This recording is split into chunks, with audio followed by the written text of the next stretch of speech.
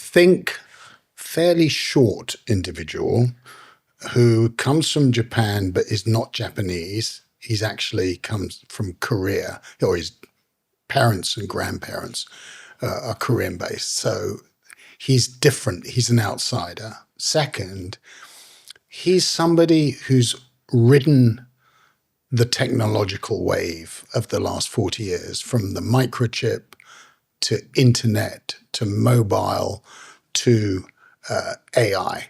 I mean, that's what he's done, and he's made a lot of money as a result. And he's been a global investor. So he's not just made in Japan. He's bought a lot of famous companies. He bought Arm, which was Britain's best technology company, or one of the top ones, the advanced semiconductor designer.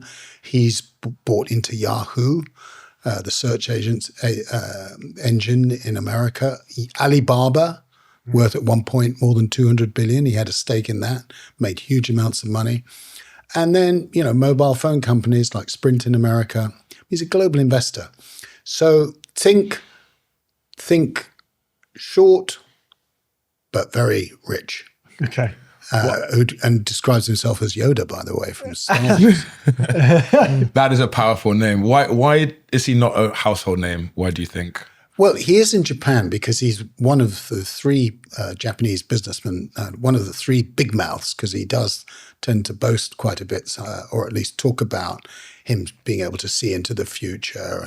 But to answer your question, I think we tend to sort of know American business people like Jeff Bezos or Bill Gates, Elon Musk. They're household names.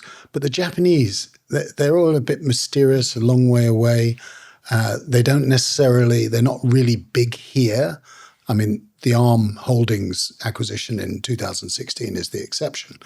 So I think that's really the reason. And by the way, that's the attraction for writing a biography is, listen, crack the myth, crack the mystique, and write about one of the most consequential investors of the last 40 years. That was a clip from our interview with Lionel Barber, former editor of the FT, about his book, which covers one of the craziest investors on the planet, Masayoshi Son.